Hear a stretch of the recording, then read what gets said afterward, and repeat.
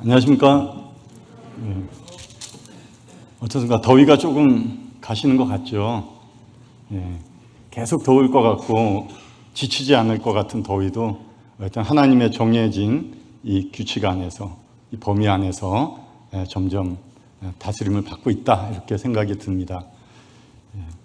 오늘 요한복음 4장, 찾아오신 예수 그리스도 메시아, 요한복음 성경 있으시면 4장을 펴주시면 함께 말씀을 부분적으로 읽으면서 필요한 교제를 좀 나누도록 하겠습니다.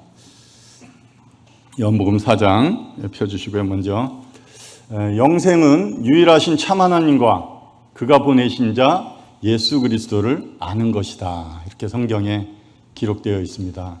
제가 예전에 아는 것, 이런 단어를 신약 성경에서 쭉 찾아봤습니다.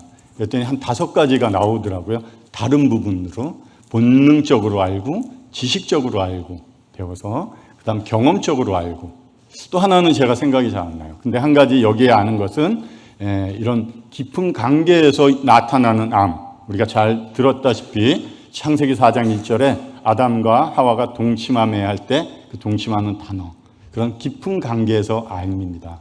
그렇기 때문에 서로 잘 아는 관계다, 이런 것보다도 저는 이 말씀을 깊이 생각하면서 어떤 관계가 이렇게 깊은 관계라는 의미일까 하면서, 주님이 찾아오셨고 그런 주님에 대해서 제가 안다고, 주님이 저를 안다고 하실 때는 그냥 단순히 지식을 넘어서 주님의 마음을 제가 느끼고 주님의 고통과 슬픔과 아픔이 저의 고통과 슬픔과 아픔이 되고, 주님의 기쁨과 주님의 즐거움이 저의 즐거움과 저의 기쁨이 되는, 그래서 주님의 모든 것이 저도 동일하게 함께 공유하고 공감하는 것이 아는 것이구나, 이런 생각이 들었습니다. 그래서 저희가 주님을 알아가는, 그리고 이 성도의 삶 가운데 계속해서 주님이 저희에게 주님이 어떠한 분이신지 계시해 줄 때 저희는 그냥 단순한 지식을 넘어서 주님의 마음을 우리 마음 가운데 느끼고 함께 공감대를 형성하면서 살아가는 것이다, 이렇게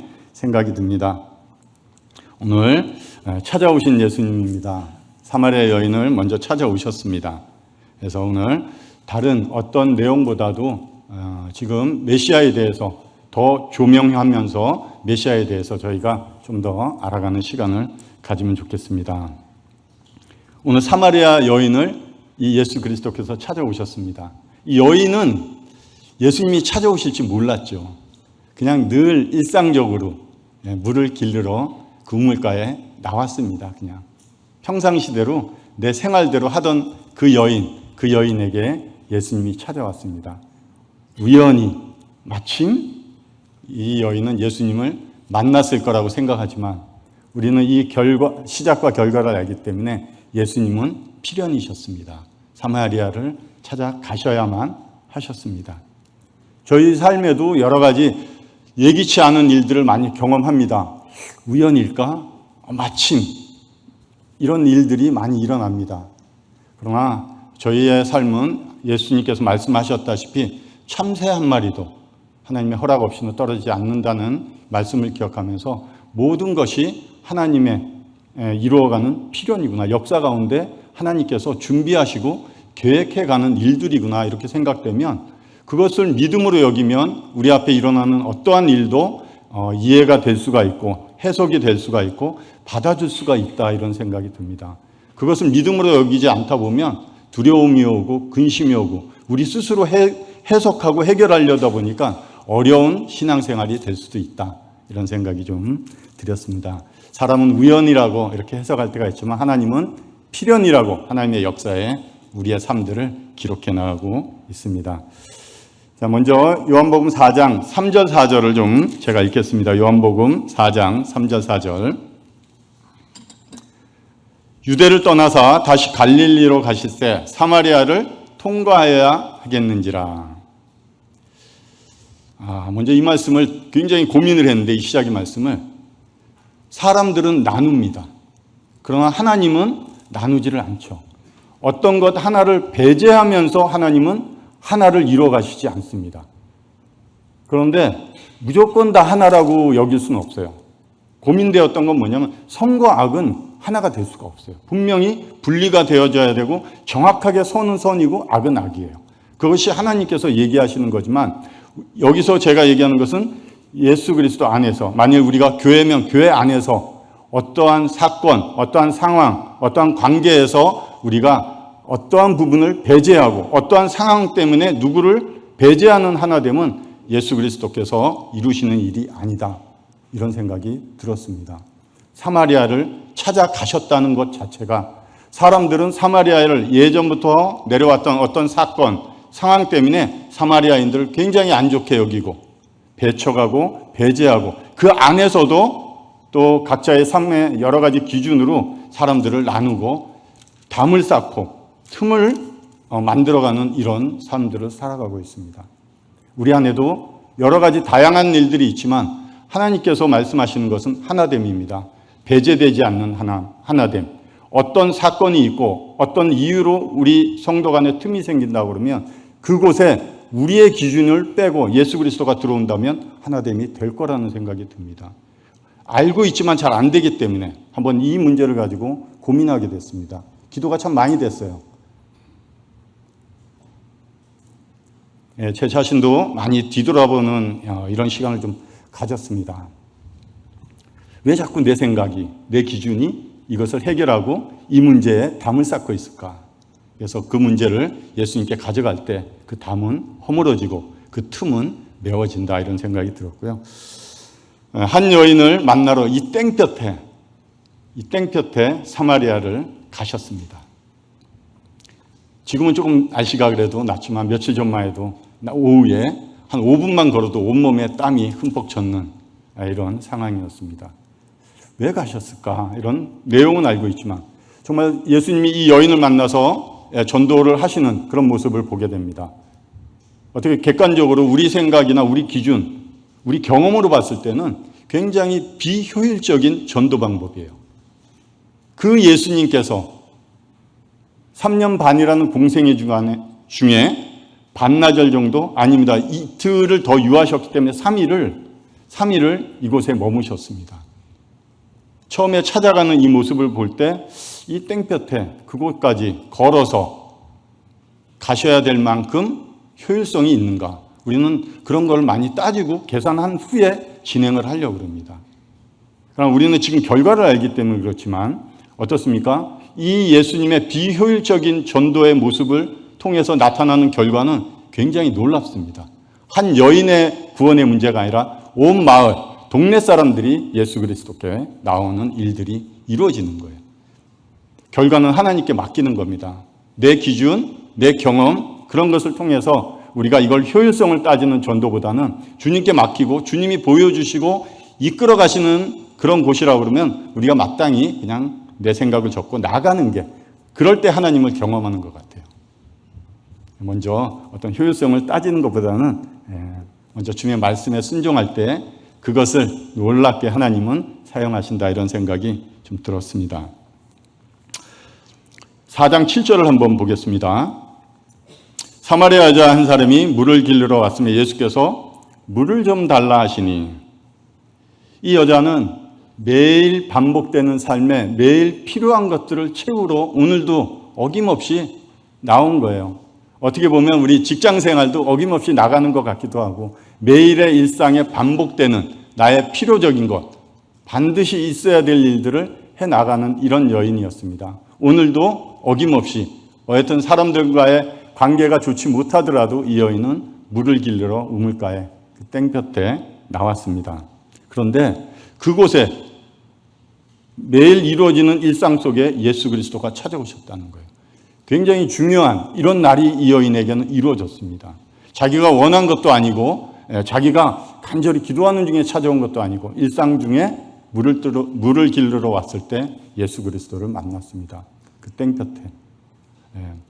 우리가 일상생활에 우연히 만나는 사람들, 우연히 스쳐갈 수 있는 사람들이지만 굉장히 귀한 인연으로 예수 그리스도께서 보내셨다고도 생각되기 때문에 우리가 가는 곳, 우리가 만나는 사람들마다 분명히 우리가 조금 더 신경을 쓰고 어떤 관계의 중요성을 좀 느껴야겠다, 이런 생각을 하게 됐습니다. 예수 그리스도께서 물을 좀 달라 먼저 말씀을 하십니다. 저도 이제 전도를 하고 그러지만 바쁘죠, 어쩔 때는. 예수 그리스도께서도 자신이 어떠한 분인지 미리 말씀하셔도 됩니다. 보여주시고 어떤 작은 표적을 통해서 메시아라는 증거를 보여주셔도 됨에도 불구하고 예수 그리스도께서는 그렇게 급하게 서두르지 아니하셨습니다. 그 여인의 마음에 무엇을 가지고 지금 삶에 무엇이 그 여인의 마음에 중심을 이루고 있는지 예수님은 아셨습니다. 그 여인은 오직 물 생각뿐이에요. 물만 떠오른 거예요. 다른 어떤 지금 생각을 할 겨를도 없습니다. 예수님께서 이 여인의 마음에 있는 그 공감대를 형성을 하셨습니다. 요새 전도할 때 그렇습니다. 하나님의 나라가, 이 복음이 예수 그리스도께서 누구시고 죄가 어떻고 하나님 나라가 어떻고 할 얘기가 많다 보니 급할 수도 있지만 저는 여기서 예수님의 전도 방식을 배웠습니다. 내가 오늘 만나는 구도자, 내가 만나야 될 사람에 대한 어떤 정보를 먼저 얻고 그분의 관심사가 어디 있고 아니면 충분히 얻지 못하더라도 만나서 먼저 그런 마음을 여는 공감대를 형성하는 게 굉장히 중요하다. 요새는 전체적인 전도도 있지만 개인 전도를 굉장히 중요시하고 또 그런 쪽의 흐름이 전도의 흐름이다 이렇게 보기 때문에 개인적인 관심사에 대해서 먼저 공감대를 형성하는 게 좋다 이런 생각이 들었습니다. 어쩔 때는 말씀으로 내용으로 공감대를 형성하는 것도 좋고 일전에 한번 그런 얘기를 했는데 그 사람이 어려우면 비가 오면 내가 쓰고 있는 우산을 같이 써도 돼요. 그러면서 얘기해도 됩니다. 어쩔 때는 내가 쓰고 있는 우산을 그냥 주고 와도 돼요. 또 그렇지 않다면 그 우산을 내려놓고 함께 비를 맞는 것도 공감대를 형성하는 좋은 모습이라고 생각이 됩니다. 시간을 가지고 전도하는 것도 인내를 요한다 이런 생각이 듭니다. 내 생각 너무 급하지 않게 구도자들의 마음을 살피는 게 굉장히 중요하다 이런 생각이 됐고요. 그런데 이 여인도 예수님께 질문을 합니다. 그래서 예수님께서 그 질문에 대해서 또 자세하게 알려줍니다. 그러나 잠시 후에 계속 그 여인이 원하는 대로 그 시간을 사용하지 않습니다. 예수님이 그 주도권을 가지고 옵니다. 우리가 구도자를 저희도 만나보면 어떤 질문을 하면 대답을 해줍니다. 모르기 때문에 알려줍니다. 그러나 계속 하려고 그래요. 어쩔 땐 2시간 동안 그분의 질문과 대화에 내 시간을 보낸 적도 있습니다. 그게 좋다 나쁘다 보다는 오히려 우리가 준비해서 우리가 해야 될 얘기를 위해서 중간 어느 정도까지는 그분의 얘기, 질문에 대한 답변을 하지만 주도권을 가지고 내가 그 영혼을 예수 그리스도로 이끌어가는 이런 교제가 되면 좋겠다 이런 생각이 들었습니다. 4장 8절을 읽겠습니다.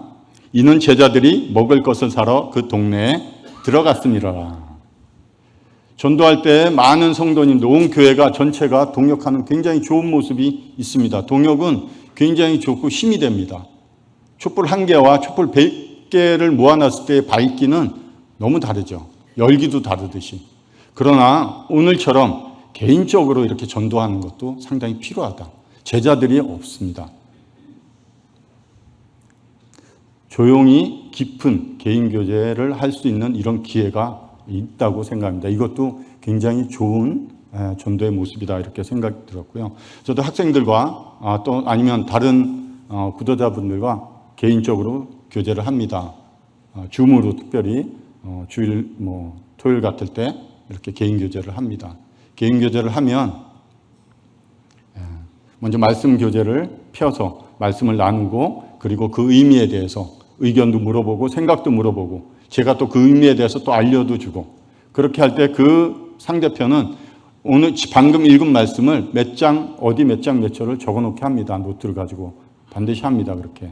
그러고 나서 마친 후에 그 영혼이 그 말씀 앞에 직접 나아가기를 원합니다. 예수 그리스도께 직접 개인적으로 교제하기를 원합니다.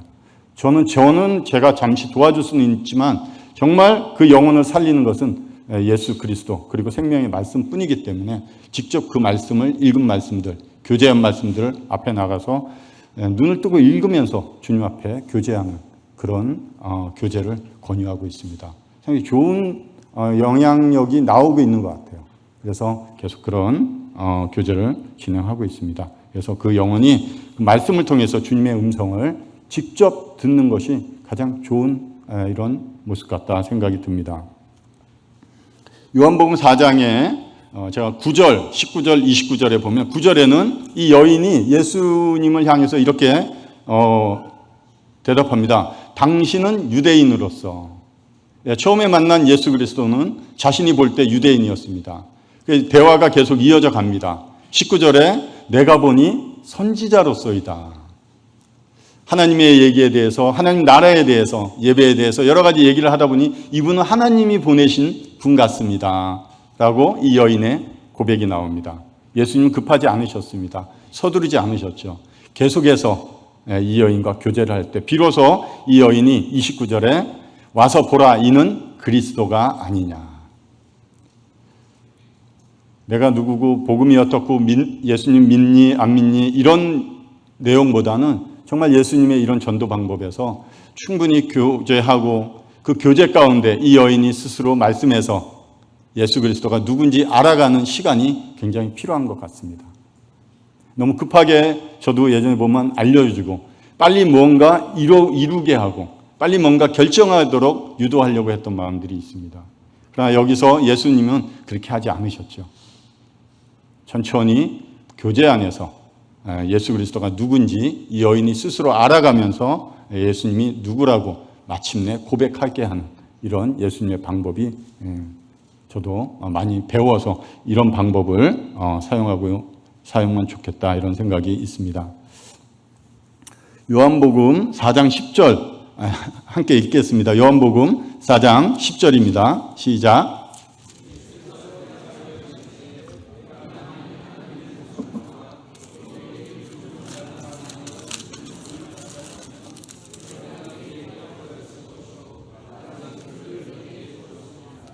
예수님께 구원받는 문제가 어렵다는 것은 예수님이 누군지를 모르는 거예요. 예수님이 준비하신 선물이 뭔지 모르기 때문에 구하지 못한다고 성경은 나와 있습니다. 말씀을 듣고도, 그렇죠? 기도도 하고 함께 여기 어울려서 교제도 하고 그러지만 정작 자신의 마음에 하나님께서 준비하신 선물이 무엇인지는 모릅니다. 또 선물을 주신 분이 누구신지 모르는 거예요. 이것은 그냥 듣기는 많이 들었어요. 몇 년 동안 오랫동안 들었어도 지식적인 알을 통해서만 가지고 있는 거예요. 정말 예수님이 누군지, 정말 예수님께서 준비하신 선물이 무엇인지 모르기 때문에 구하지 않는다. 이렇게 말씀하고 있습니다. 이 여인은 자신의 물동이에 물만 채우는 것에 관심이 있어요. 내 필요한 것에만 관심이 있습니다. 예수님이 얘기를 그렇게 해도 잘 몰라요. 왜? 나는 지금 물에만 꽂혀 있어요. 지금 나는 내 생활에서 아직까지 구원받지 못한 분이라면 많이 듣고 알아도 지금 돌아가서는 내 생활이 중요한 거예요. 예수 그리스도에 대한 선물과 그분을 알고 그분과 만나는 이런 구원보다는 당장 나에게 필요한 것을 먼저 생각하고 그것에만 관심을 가지고 있습니다. 이 여인도 마찬가지예요. 그렇게 얘기해도 아직까지 잘 모릅니다. 왜? 그 여인은 물에만 관심이 있습니다. 마태복음 15장에 보면 가나안 여인이 귀신 들린 딸을 위해서 예수님께 와서 도움을 요청합니다. 예수님 도와주세요. 예수님 쳐다도 안 보시죠. 계속해서 그 여인의 간구가 있을 때 예수님께서 말씀하십니다. 자녀의 떡을 취해서 개들에게 주는 것이 마땅치 않다. 예, 맞습니다. 개들도 주인의 상에서 떨어지는 부스러기를 먹습니다. 그럴 때 예수님이 이 여인의 말을 듣고 내 믿음이 크도다 그랬습니다. 무엇이 그 여인의 믿음이라고 여겼고 얼마나 좋게 예수님 마음에 드셨기에 큰 믿음이라고 예수님이 말씀해 주셨는가. 개처럼 낮아져서 겸손한 자세로 그 부스러기를 먹기 위한 마음의 자세일까요? 예수님 향해서 주인이라고 그랬습니다. 주인의 상에서 떨어지는 예수 그리스도가 누군지를 아신 거예요. 자신이 여지껏 자신의 인생, 자기가 딸아이를 살리려고 노력했고 또 자신의 인생의 주인은 자신들이었습니다. 비로소 그 여인은 그 예수 그리스도가 누군지를 알았습니다. 자신의 주인이에요. 굉장히 중요한 고백입니다. 예수님이 내 믿음이 크도다 말씀해 주셨습니다. 우리 구원은 어떻게 보면 누구의 주권 아래 있느냐예요. 내 주인이 누구냐는 겁니다.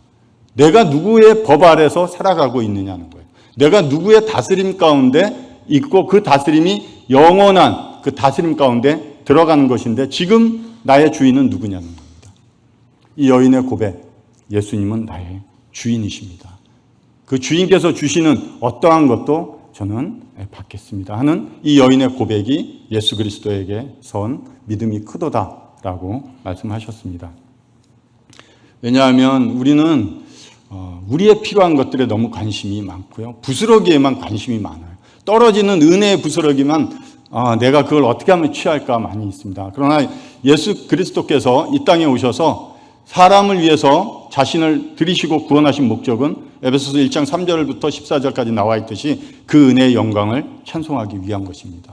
사람을 만드신 목적도 그 은혜의 영광을 찬양하기 위한 것이었습니다.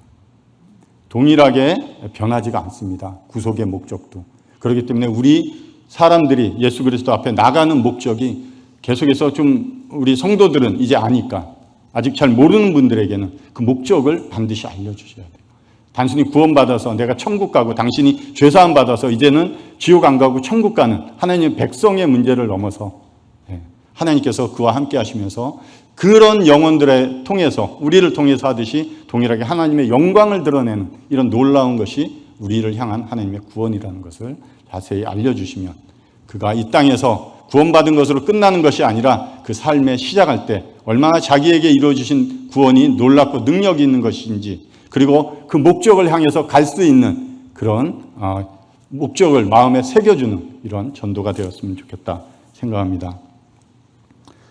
이 여인이 결국 예수 그리스도가 누구신지 알고 고백했습니다. 그리고 나서 마을에 들어가서 와서 보라 이는 그리스도가 아니냐 외칠 때 많은 동네 사람들이 나왔습니다.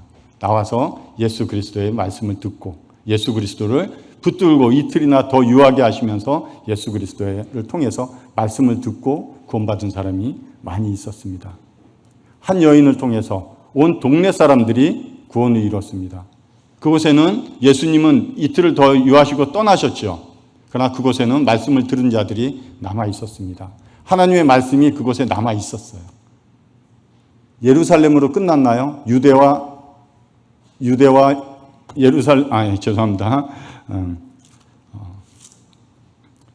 예루살렘과 유대와 사마리아와 이제 어디로 가야 됩니까? 땅 끝으로 이르는 단순히 전도가 우리의 필요, 우리 주위, 우리 가족을 넘어서 선교의 모습까지 여기서 나타나는 이제 이어져가는 이런 모습을 잠시 보게 되었습니다. 제가 요한복음 4장 13절부터 15절까지 한번 읽겠습니다. 예수께서 대답하여 이르시되 이 물을 마시는 자마다 목마르려니와 내가 주는 물은 그 속에서 영생하도록 솟아나는 샘물이 되리라. 여자가 이르되 주여 그런 물을 내게 주사 목마르지도 않고 또 여기 물 길러 오지도 않게 하옵소서. 이 여인이 이 물을 알았을까 하는 생각은 듭니다. 여기 두 가지 물을 말씀하고 있습니다. 마셔도 목이 마른 물과 마시면 목이 마르지 않는 계속해서 샘솟는 영원한 생명수를 예수님이 말씀하고 있습니다. 예수님이 요한복음 14장에도 평안에 대해서 얘기합니다. 세상이 주는 평안이 있고 예수 그리스도 내가 주는 평안이 있습니다. 다르더라는 거예요. 어떤 조건적인 데서 얻어지는 우리의 성취감이 있는가 하면 하나님으로부터 오는 성취감, 평안이 있습니다. 그건 조건이 없고요. 예수 그리스도 안에 있을 때 누리는 것들입니다. 예수님이 우리가 물을 마셔도 계속해서 육신은 목마를 수밖에 없는 그런 존재입니다. 그러나 우리 영적인 영원한 생물, 샘물 이것이 예수 그리스도께 우리에게 주시고자 하는 물입니다. 단순히 그때그때 필요한 물이 아니라 한번 마시면 마르지 않는 영원한 생명수를 우리 안에 주시고자 하는 것이 예수 그리스도입니다. 어떻습니까? 여인이 그런 물을 내게 주사. 처음엔 예수님이 물 좀 달라. 이제는 여인이 물 좀 달라고 예수님께 청합니다. 물을 달라고 하는 자가 바뀌었습니다. 이제 실제적으로 목마른 자가 누구인지 드러났죠. 누가 목마를까요? 우리가 목마른 거죠. 우리가 목마른 거예요. 우리가 뭔가 가지고 있고 그 내가 가지고 있는 이 여인이 내가 가지고 있는 두레박으로 언제든지 목마르면 자신이 마시고 주변에 목마른 사람이 있으면 떠서 물을 줄 수가 있었다고 생각했지만 그 물은 계속해서 마셔도 목마른 물이었고, 결국 이 여인의 고백은 그런 물 좀 있으면 달라고 하는, 예수님께 청하는 이런 여인의 모습을 봅니다. 지금도 그래요. 물을 구하는 자는 많이 있습니다. 많이 있어요. 그러나 정작 마르지 않는 영원한 생명수를 주는 분은 한 분뿐이 없다는 거예요. 많은 사람들이 그 물 때문에 그 인생의 갈급함, 공허함, 이런 문제에서 나타나는 이런 것들의 해결점을 많은 다른 데서 찾고 있습니다. 하나님이라고 인생의 모든 문제를 풀 수 있는 마스터키는 예수 그리스도께 있다고 얘기를 해도 거들떠를 안 봐요. 그렇게 얘기를 해주고 그렇게 간증을 해줘도 잘 그렇지 않습니다. 왜 그런지 모르겠어요. 저도 그랬으니까 이해합니다. 그것이 우리 안에 있는 죄인 것 같아요. 우리가 대신해서 영원한 생명수를 마시게 해주는 그런 도움을 주는 자가 되었으면 좋겠습니다. 요한복음 4장 16절에 이르시되 가서 내 남편을 불러오라. 예수님께서 이제 대화를 전환하십니다. 그 여인의 질문에 하나님 나라에서 이런 것들 예배에 대해서 말씀하시고 이러지만 결국 예수 그리스도께서 그 여인의 마음 속에서 꺼내야 되는 것은 죄 문제입니다. 죄 문제를 다루셔야만 됩니다. 교제하는 방향을 바꾸셨어요. 당시에 이 여인이 남편이 5이 있고 지금 사는 남자도 내 남편이 아니다. 이 여인이 음행했다기보다는 당시 살아가는 여인들의 현실이 좀 되게 안 좋았던 걸로 알고 있습니다. 남자가 없이는 남편이 없이 수입이 없기 때문에 굉장히 여자들의 현실이 어렵고 힘겨웠던 삶이었습니다.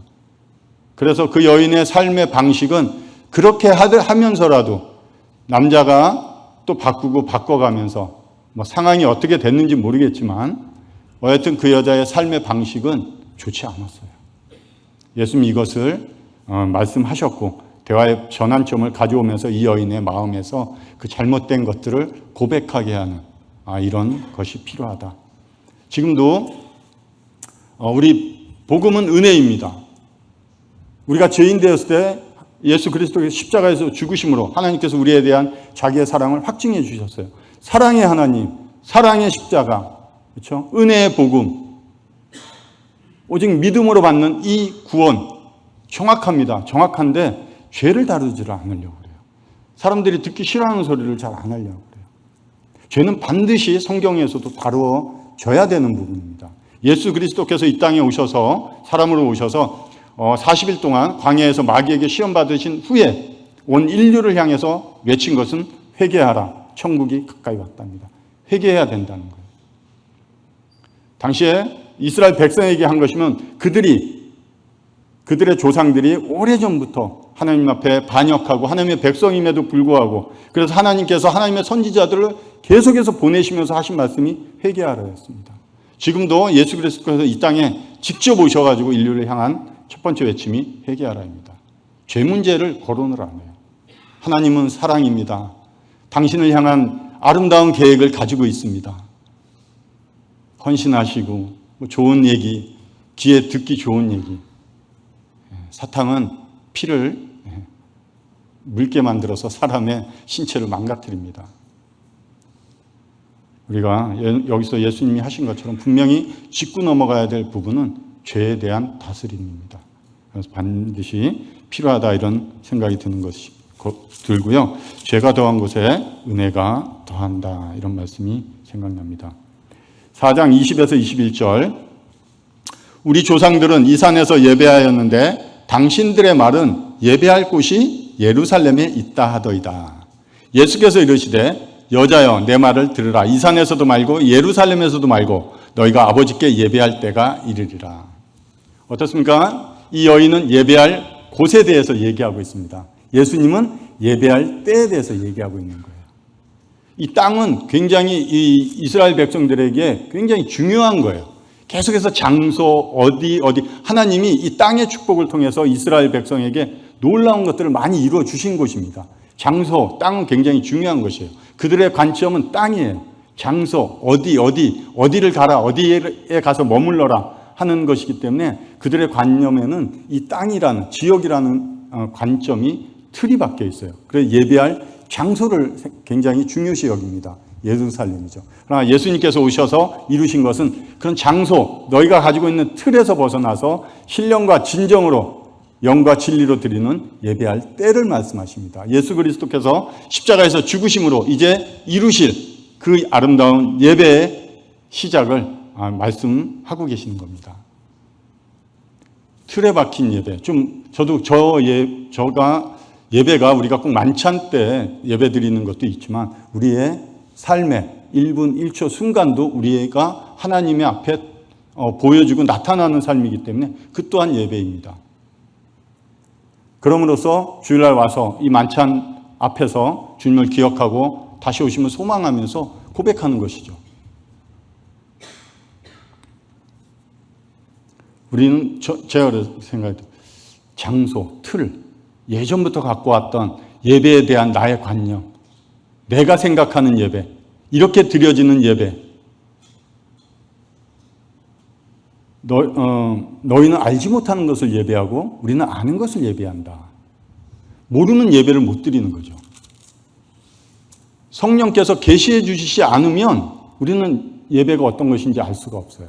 성령이 계시지 않는 분은 예배를 형식적으로는 어떨지 몰라도 예배의 의미도 모르고 예배를 드릴 수도 없죠. 그러나 우리가 구원을 받았어도 어떤 고정적으로 어떤 장소에 꽂혀 있는 것처럼 우리도 어떤 틀 안에서 예배를 드릴 수 있다. 이런 생각이 들고 저도 제 자신의 모습을 쭉 한번 훑어봤습니다.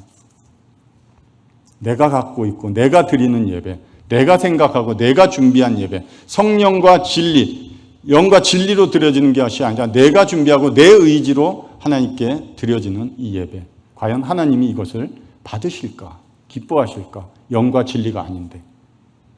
그런 예배의 모습을 한번 생각해 보았습니다. 그렇게 되면 공허함이 오죠. 예배를 드려도. 아무리 멋있고 훌륭한 이런 모습이었어도 공허함이 있을 거라고 생각됩니다. 하나님이 받으시고 짧게 우리 학생들 드릴 때마다 감동이 되고 감격이 됩니다.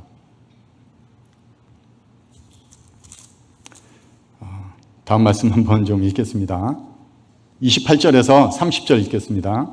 여자가 물동이를 버려두고 동네에 들어가서 사람들에게 이르되 내가 행한 모든 일을 내게 말한 사람을 와서 보라. 이는 그리스도가 아니냐 하니 그들이 동네에서 나와 예수께로 오더라. 앞에서 말씀드렸다시피 참 효율적이지 못한 전도의 모습 같았는데 이 결과는 놀랍더라는 거죠. 이 전도는 하나님이 하시는 것이죠. 내 안에 계신 성령이 우리를 사용해서 하시는 일이기 때문에 이 파장은 세상 끝을 향해서 갈 수밖에 없는 하나님의 사역입니다. 이 여인이 39절에 어떻게 되어 있냐면 여자의 말이 내가 행한 모든 것을 그가 내게 말하였다 증언함으로 그 동네 중에 많은 사마리아인이 예수를 믿더라. 동네 중에 많은 사람들이 예수님을 믿었습니다. 누구 때문에? 이 여인이 그동안 그리고 구원받은 그 전에도 얘기를 했던 것 같아요. 이 여인 한 사람으로 인해서 가족도 주변의 사람들도 동네 많은 사람들이 예수님을 믿었다. 저희 전도 많이 합니다. 이런 고백이 많죠. 그러나 오늘 특별히 이 모습에서 저는 느껴지는 게 있었어요. 제가 얼마 전에 한 2개월 전인가요? 언제 어떤 문자를 하나 어떤 분에게 보냈어요. 그 문자를 한번 제가 조금 읽어드리겠습니다.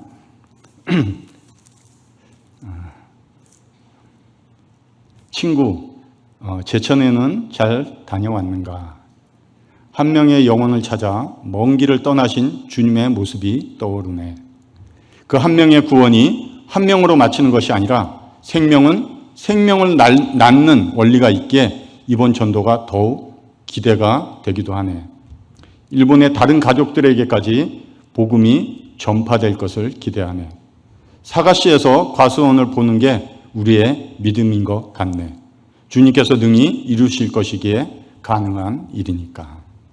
예, 주님 안에 저에게 귀한 친구가 있습니다. 부족한데 늘 갈 때마다 친구라고 소개시켜주는 친구가 늘 있습니다. 오랜 기간 동안 가까운 거리가 아님에도 불구하고 주말에 주일도 거기서 보내지만 주말에 또 내려가서 한 여인에게 전도하고 얼마 전 그 분이 침례에 순종했다는 얘기를 들었습니다. 임신을 하면 일본의 가족들에게 돌아가서 있을 거라는 얘기도 들었습니다. 오늘 예수 그리스도께서 찾아가서 이루신 한 명의 여인을 통해서 이루어진 이 놀라운 일들이 동일하게 이루어질 것을 기대하고 있습니다. 그 여인의 입에서 저도 한번 따라가서 들었지만 정말 하나님을 모르고 우리 한국과 같지 않은 곳이기 때문에 그러한 영혼이 예수 그리스도를 자신의 주라고 고백하고 그 예수 그리스도께서 창조주이시고 온 우주 만물에 만드신 창조주이심을 고백하는 것은 굉장히 놀라운 일이었습니다. 성령께서 그 일을 하셨고 그 일에 좋은 친구가 사용되어졌고 이 일이 거기서 끝나는 것이 아니라 한국을 넘어서 일본에서 그 가족들에게 그리고 주변 마을 사람들에게 이와 같은 일이 일어날 것을 저는 기대하고 있습니다. 동일할 겁니다. 이런 간증이 많이 일어났으면 좋겠습니다. 4장 34절을 읽겠습니다. 예수께서 이르시되 나의 양식은 나를 보내신 이의 뜻을 행하며 그의 일을 온전히 이루는 이것이니라. 하나님의 뜻에 순종해서 그 뜻을 이루는 것이 예수 그리스도께서 갈망하셨던 양식이래요. 그러면 성령께서 우리 안에 계시고 우리 또한 예수 그리스도를 따르고 주님으로 순종해 나가는 우리의 모습에는 우리의 영적인 양식은 어디에 있는가?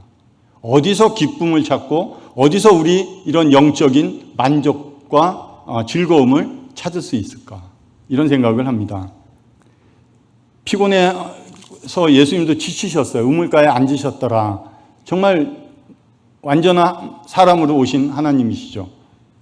그러나 그 예수 그리스도께서 이 여인의 회심하는 모습을 보고 얼마나 기쁨이 되셨고 그것이 나의 양식이라고 예수님께서 말씀하셨습니다. 우리의 양식은 어디 있을까? 저의 양식은 어디 있을까? 이런 생각을 하면서 이런 얘기를 많이 들었습니다. 하나님의 말씀은 우리의 양식이야. 그래서 많이 읽고 많이 묵상하는 거 좋아. 그렇게 하면 돼. 맞습니다. 하나님의 양식이 말씀입니다. 그러나 양식만 많이 먹는다고 해서 그것이 건강한 신앙생활일까? 성경을 많이 읽는 것으로 우리가 양식을 취했고 그것이 건강한 신앙생활을 하는 것일까? 그것이 예수 그리스도께서 바라시는 것일까? 생각해 봅니다. 그냥 우리 몸을 봐도 좋은 음식 요새 너무 유튜브 이런 데 그런 음식에 대해서도 많이 나오고 하다 보니까 보기만 봐도 침이 흐를 때가 있어요. 먹고 싶을 때가 있습니다. 어디지 여기는? 이럴 때가 있습니다. 좋은 거 먹는 거 좋습니다. 식욕 하나님이 주신 거예요. 그런 것을 먹고 건강한 육체를 유지하는 거 굉장히 좋습니다. 육체가 건강해야지 영적인데도 영향을 줍니다.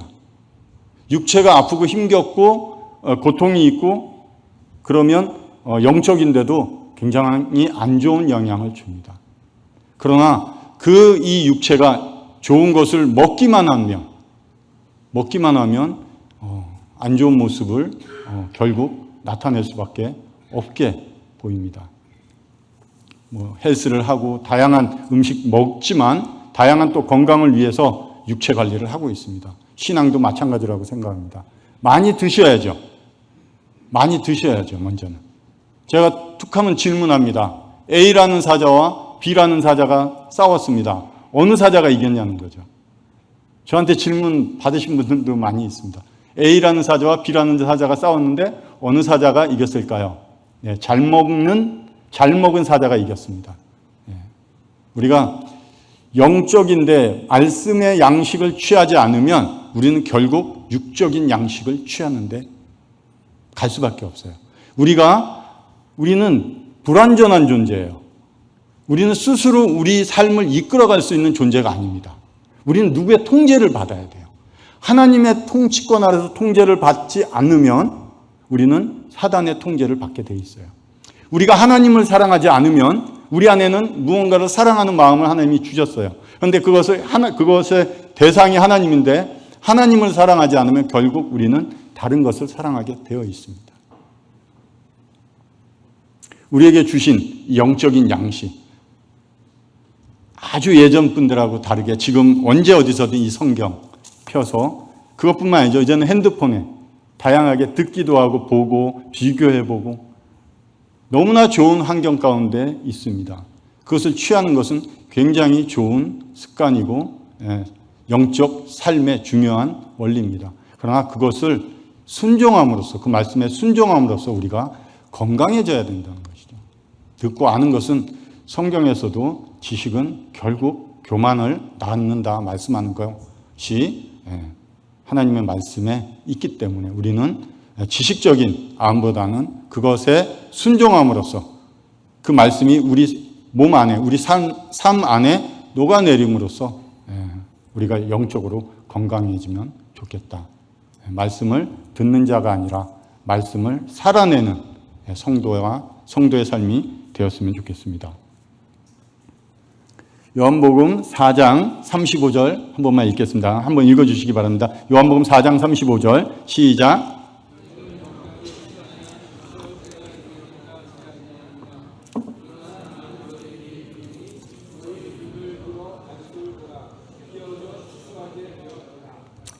여인이 물동이를 버려두고 동네에 들어가서 보라, 이는 그리스도가 아니냐 예수님을 소개했을 때 많은 사람들이 예수님 앞으로 나왔습니다.